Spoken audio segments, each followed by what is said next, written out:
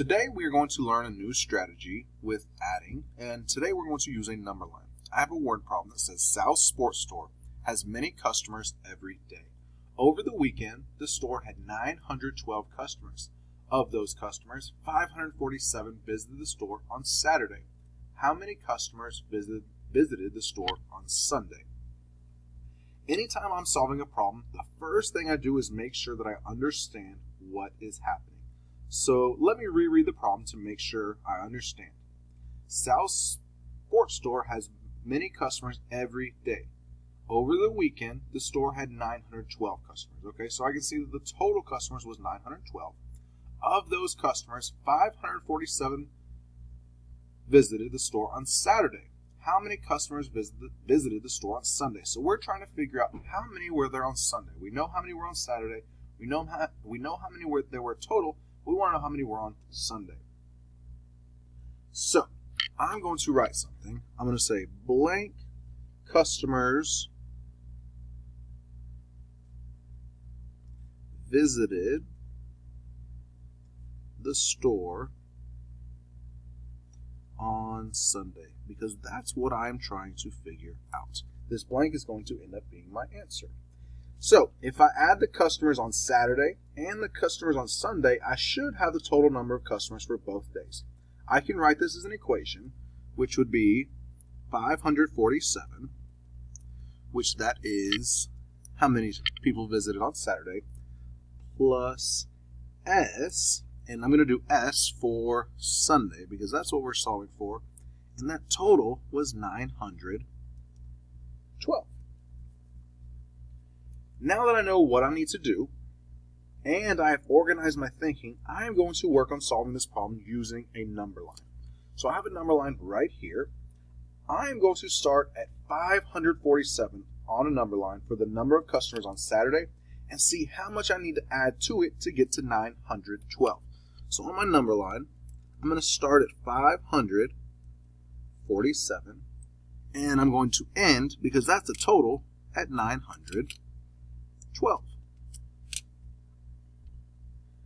So I'm going to start by adding 3 to 547 to get to a friendly number. If I add 3, that puts me at 550. That's a lot easier to work with than 547. Now I can add groups of 100 to get closer to 912. So I'm going to add a much bigger one. So plus 100, that would put me at 650. I'm going to add another 100, that would put me at 750. I'm going to add another 100, that's going to put me at 850.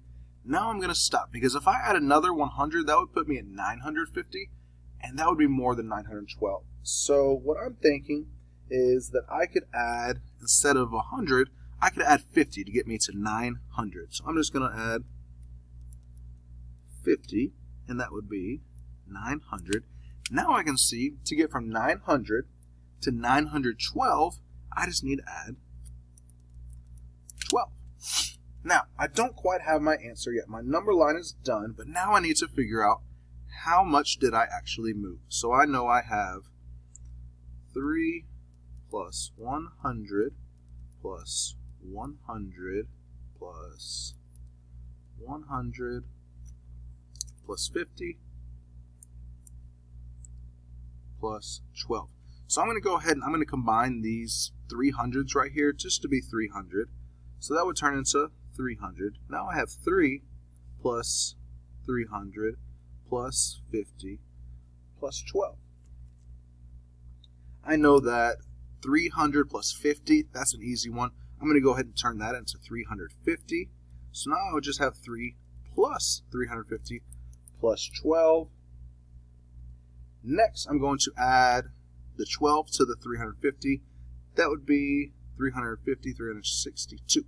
So now I have 362 plus those last 3. And then when I do that, that would equal 363, 64, 65. So 365. So using the number line, I now know that on Sunday there were 365 customers that visited.